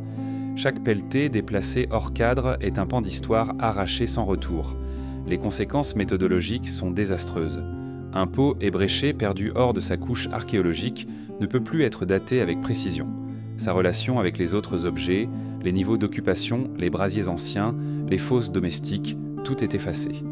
Les stratigraphies, ces archives verticales qui racontent la succession des générations, se trouvent irrémédiablement détruites. À la place d'un récit cohérent, l'historien hérite de fragments isolés, privés de leur chronologie naturelle, contraints de conjecturer là où les preuves auraient dû parler d'elles-mêmes. Dès l'Égypte ancienne, la quête des tombeaux royaux attira les pilleurs. Avant Howard Carter et la découverte de la tombe de Toutankhamon en 1922, des générations de ravageurs avaient déjà fui le bruit des fouets pour s'emparer de bijoux et de sarcophages. Les inscriptions hiéroglyphiques furent martelées pour masquer l'identité des premiers visiteurs et les reliefs décapités afin de dissimuler les façades.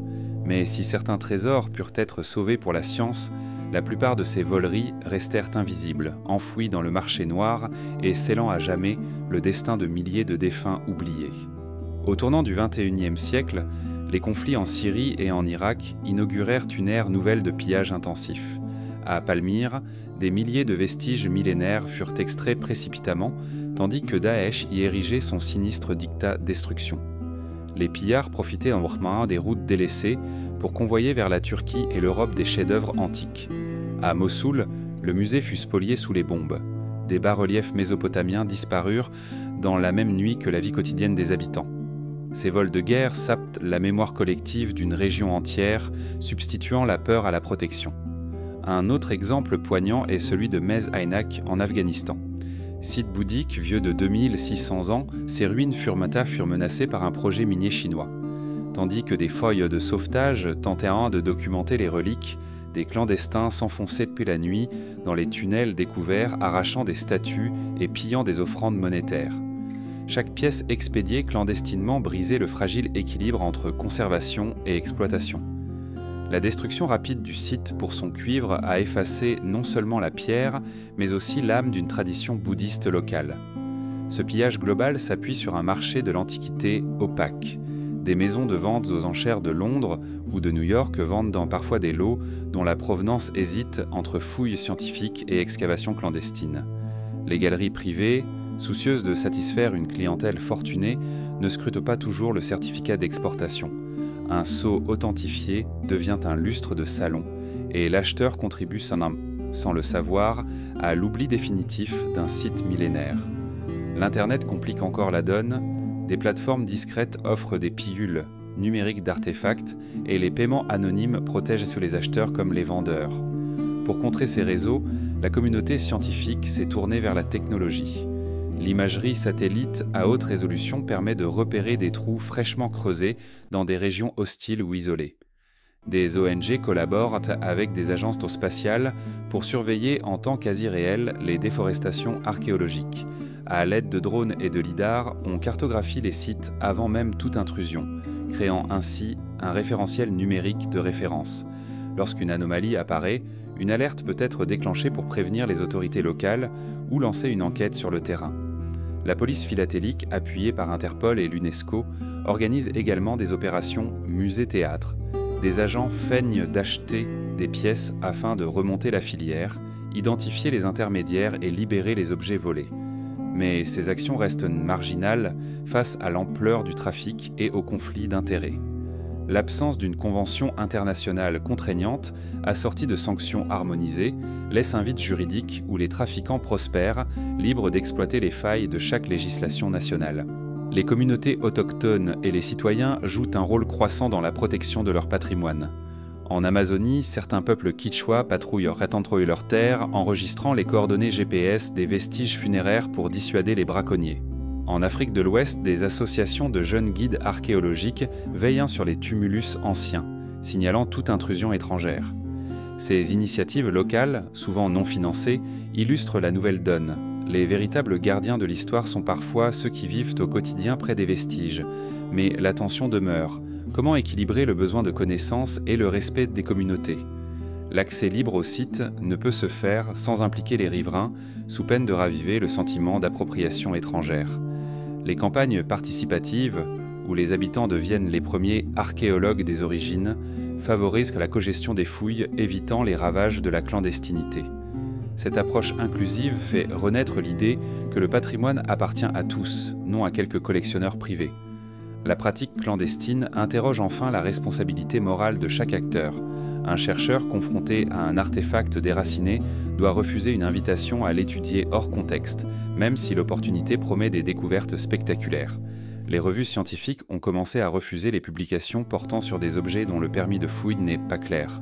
L'éthique professionnelle, inscrite dans la charte de Valletta 1992, impose désormais la transparence sur l'origine des pièces présentées, réaffirmant que « No object is worth more than the story it carries in situ ». Dès la fin du XIXe siècle, l'amalgame entre érudition et sensationnalisme prit forme dans des ouvrages à grand tirage, qui prétendaient exposer des changements radicaux dans la chronologie antique.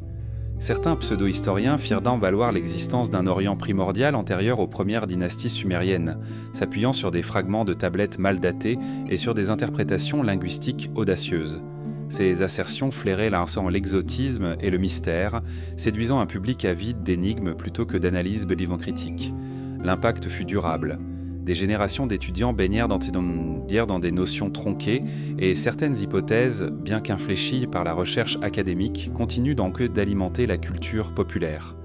Au tournant des années 1960, l'idée d'une civilisation mère engloutie gagna du terrain parmi les cercles ésotériques. Des auteurs revendiquèrent des origines communes à l'Égypte pharaonique et aux cultures précolombiennes, inventant des correspondances architecturales et symboliques sans fondement archéologique solide. Des photographies de ruines partiellement érodées, des interprétations poétiques de reliefs naturels, des lectures erronées de glyphes devinrent les piliers de ces récits embellis. Les organismes de presse relayèrent ces visions romanesques sans les confronter à la communauté scientifique, nourrissant un bain de pseudo-découvertes. Plus récemment, la vague Ancient Aliens, vulgarisée à la télévision, a illustré la puissance des récits révisionnistes. En attribuant la construction des pyramides ou la précision astronomique des monuments mégalithiques à des visiteurs venus d'ailleurs, ces programmes détournent l'attention de l'ingéniosité humaine pour la porter vers un fantasme extraterrestre. Chaque animation 3D, chaque reconstitution spectaculaire repose sur des extrapolations hâtives, voire des omissions volontaires. On ne cite pas les outils découverts sur les sites, ni les traces d'organisations sociales qui expliquent par eux-mêmes la maîtrise architecturale. Pourtant, le public préfère ces scénarios sensationnels, moins pour leur plausibilité que pour le frisson qu'ils procurent. La sphère académique n'est pas à l'abri de dérives. Certaines revues en accès libre, mal évaluées par les comités de lecture, publient des articles proposant des révisions de la chronologie biblique, des faux pèlerinages médiévaux ou des conspirations occultes autour de la Révolution française. Ces textes reposent même parfois sur des monographies épuisées, des passages traduits de travers ou des citations hors contexte. Ils sont ensuite repris par des chercheurs moins scrupuleux, publiés dans des colloques, et finissent par cristalliser une illusion de légitimité. Une référence répétée devient un fait accepté, même si son origine est douteuse. Les motivations de ces falsificateurs sont diverses. L'appât du gain via des ventes de livres ou des droits de diffusion, la quête de notoriété en proposant des idées révolutionnaires, les agendas idéologiques visant à légitimer un nationalisme ou un discours identitaire. Dans certains pays, les gouvernements tolèrent, voire financent, des chercheurs qui cherchent à glorifier un passé prestigieux, quitte à gommer les pages moins flatteuses. Ces opérations de mise en mémoire gouvernante imposent une uniformité historique, limitant ainsi la compréhension des dynamiques complexes et des échanges culturels. Pour déjouer ces révisions, l'historien doit renouer avec les sources originales, manuscrits d'archives, relevés de terrain, dossiers de fouilles et correspondances d'époque. L'approche critique consiste à retracer les chaînes de citation. Dès qu'une affirmation semble surprenante, on remonte jusqu'à la source première. Les pratiques éditoriales exigent désormais la publication des données brutes, la mise en ligne des photographies des objets et des relevés GPS des sites. La transparence sert de rempart contre les manipulations. Plus l'accès aux matériaux est ouvert, moins les discours pseudo-scientifiques peuvent prospérer. La numérisation des bibliothèques et la création de bases de données consultables en ligne ouvrent de nouvelles perspectives. Les étudiants peuvent croiser des éditions originales, comparer les variantes textuelles et vérifier la fiabilité des traductions. Les projets collaboratifs permettent de corriger les erreurs, d'annoter les passages équivoques et d'échanger des points de vue. Cette dynamique collective affaiblit la position des révisionnistes isolés, tout en favorisant l'émergence d'une historiographie pluraliste, attentive au silence et aux fractures du récit dominant. Pour autant, la vigilance reste de mise. Les algorithmes de recommandation amplifièrent parfois les théories conspirationnistes, relayant les vidéos de faux experts et créent pour un des bulles d'audience. Face à ces biais numériques, l'éducation critique apparaît comme une nécessité. Apprendre à questionner une source, à distinguer le savoir établi de la spéculation, à reconnaître les procédés rhétoriques de l'affabulation. Car chaque fois qu'une révision mal étayée s'impose, c'est un pan de notre compréhension collective qui vacille. La patrimonialisation s'entend comme le processus par lequel un bien culturel, qu'il soit matériel ou immatériel, est reconnu, protégé et valorisé en tant que patrimoine commun. Elle implique non seulement la conservation physique, mais aussi la transmission vivante, rites, langues, savoir-faire et mémoires orales. Lorsqu'une communauté réclame la reconnaissance d'un site archéologique ou d'une tradition linguistique, elle affirme sa place dans le présent et conquiert un espace de parole. Cette reconnaissance officielle peut passer par l'inscription d'un lieu à l'UNESCO, par la création de musées communautaires ou par l'édition de dictionnaires bilingues. Par ce geste, les acteurs remontent le cours du temps pour intégrer ce qui, jadis, avait été effacé des récits dominants. La restitution, en parallèle, consiste à rendre à un État ou à une population les biens culturels qui lui ont été dérobés, souvent pendant l'époque coloniale ou à travers le commerce illicite. Ce retour questionne la justice internationale et la responsabilité des institutions culturelles. Les musées européens, qui conservent encore des milliers d'objets africains, océaniens ou amérindiens, sont aujourd'hui sommés de rouvrir les fonds, d'examiner la provenance de chaque pièce et, le cas échéant, de restituer celles acquises dans des conditions inéquitables. Ce mouvement de retour n'échappe pas qu'une affaire de diplomatie. Il engage la reconnaissance d'un passé douloureux et l'établissement d'un nouveau rapport entre musées et peuples d'origine. Le cas des bronzes du Bénin illustre parfaitement ces enjeux.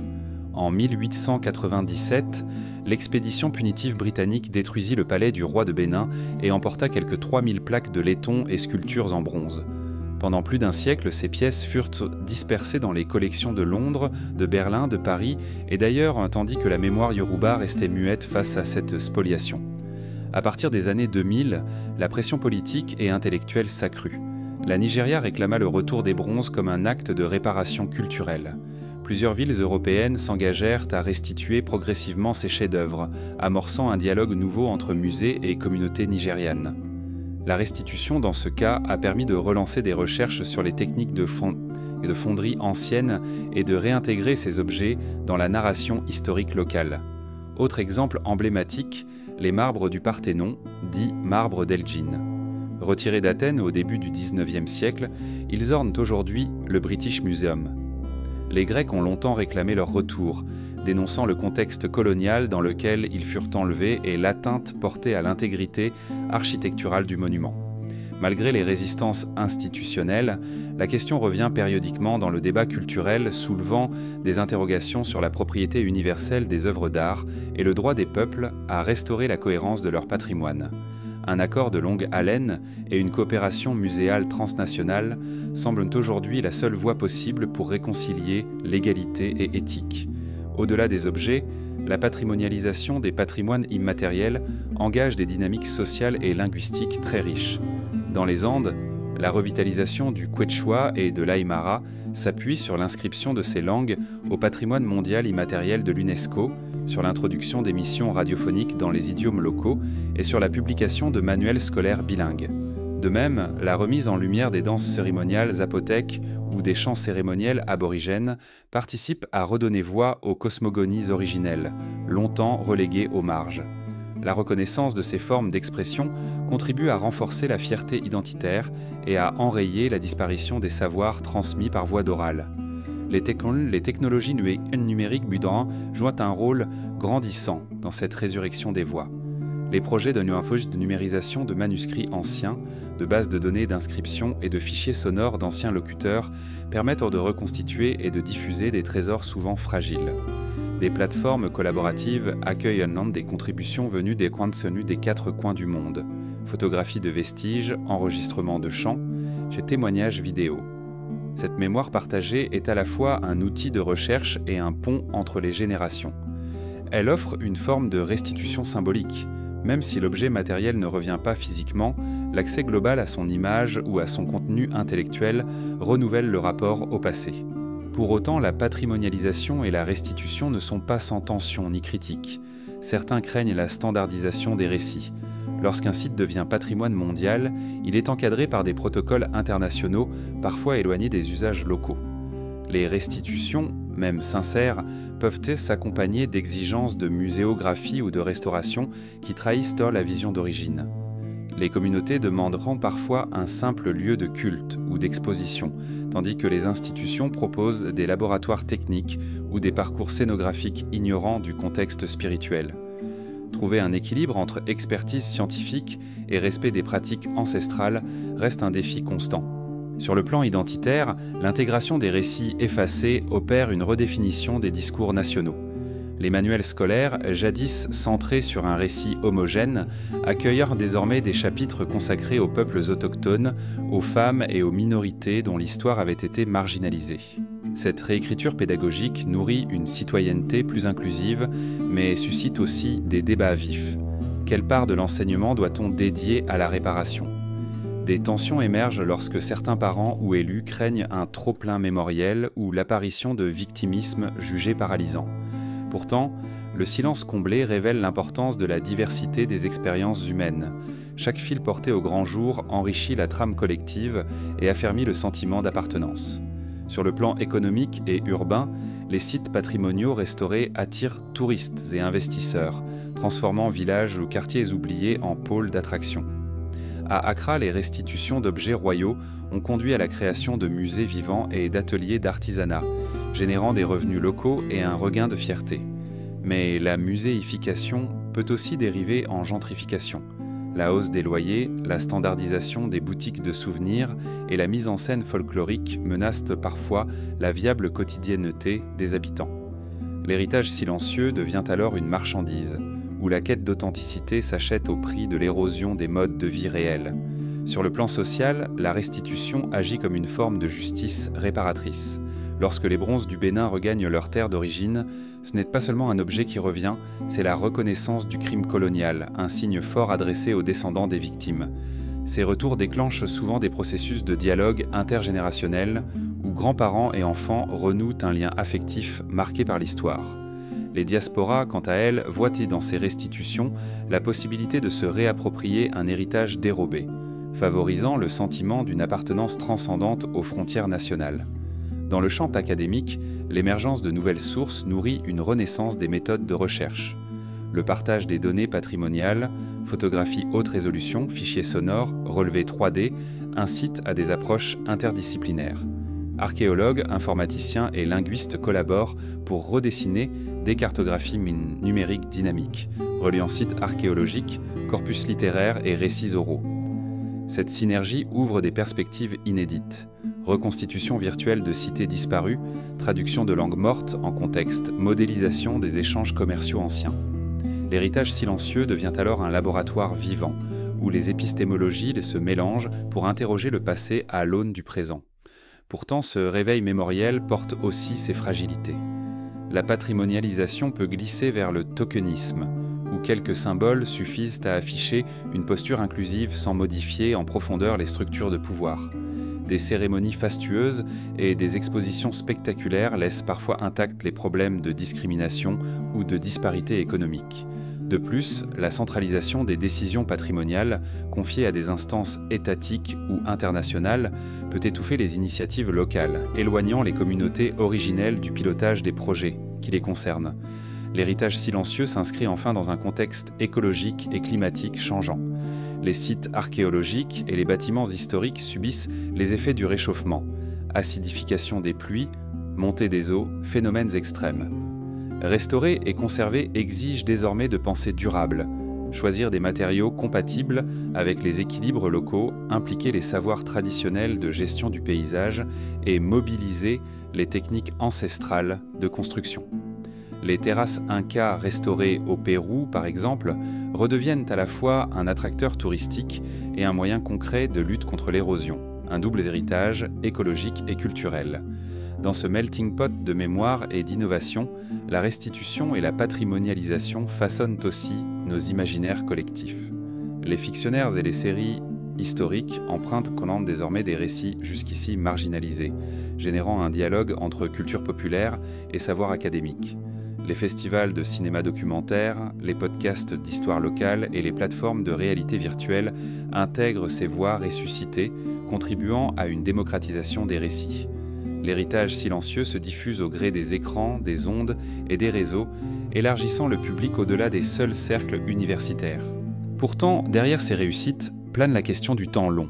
Combien d'entre ces initiatives perdureront lorsque les financements s'estomperont et que l'attention médiatique se détournera ? Comment assurer la pérennité des projets de revitalisation linguistique ou de réadaptation de savoir-faire ancestraux au-delà de la logique événementielle ? Le défi est de bâtir des institutions résilientes, où l'attention portée aujourd'hui à la réparation ne se dissolve pas dans l'oubli de demain. En contemplant cet héritage silencieux, nous percevons que le passé effacé ne demeure jamais passif. Il façonne les choix politiques, les dynamiques sociales et les imaginaires culturels d'aujourd'hui. Les silences comblés nous obligent à réévaluer nos positionnements face à la diversité humaine et à accepter l'incomplétude comme moteur de réflexion critique. Repenser l'histoire, c'est d'abord accepter la coexistence du multiple et du contradictoire. Les récits dominants offrent des récits cohérents, structurés, rassurants, mais ce confort s'achète souvent au prix de l'effacement des voix dissidentes, des savoirs marginaux, des pratiques jugées dérangeantes. Nous avons vu comment des manuscrits disparaissaient, comment des sites mystérieux restaient inaccessibles et comment des sociétés secrètes préservaient tantôt des pans entiers de pensée. Cette accumulation de silence nous invite à décentrer notre perspective, à envisager l'histoire comme une mosaïque de fragments plutôt que comme une fresque unitaire. L'historien critique n'est pas celui qui prétend reconstituer l'intégralité d'un récit originel, mais celui qui interroge les vides et les décalages. Chaque absence, une tablette non traduite, un village enseveli, un rite interdit, est un point d'appui pour soulever des questions. Pourquoi telle source a-t-elle été jugée inutile ?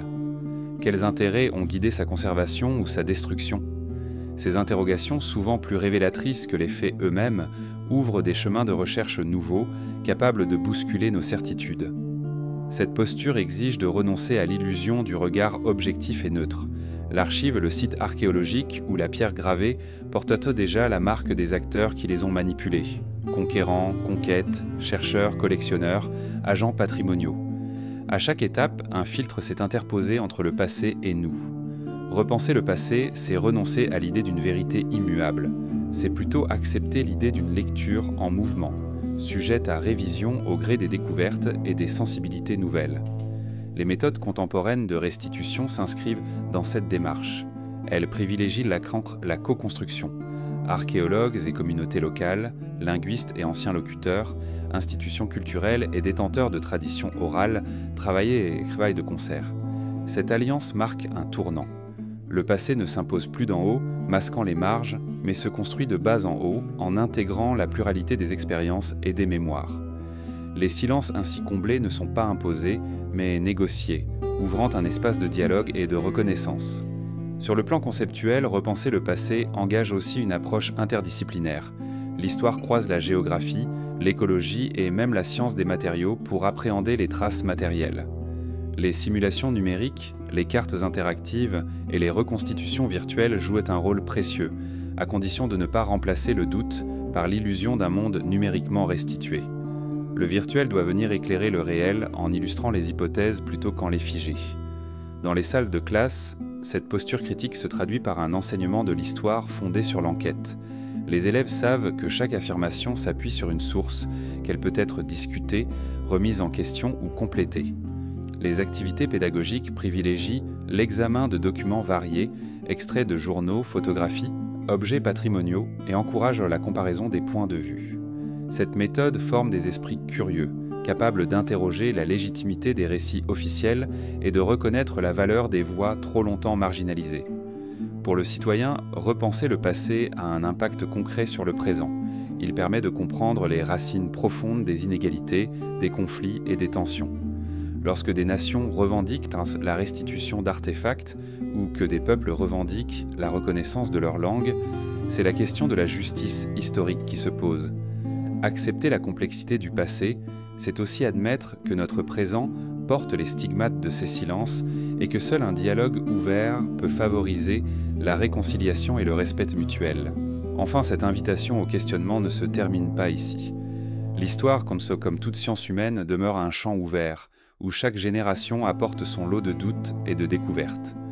Les technologies, la mobilité des chercheurs et l'accès croissant aux archives numérisées élargissent sans cesse le panorama de ce qui peut être interrogé. Les pages manquantes, les ruines invisibles et les voix réduites au silence attendent toujours qu'on les convoque, qu'on en retire le voile de l'oubli.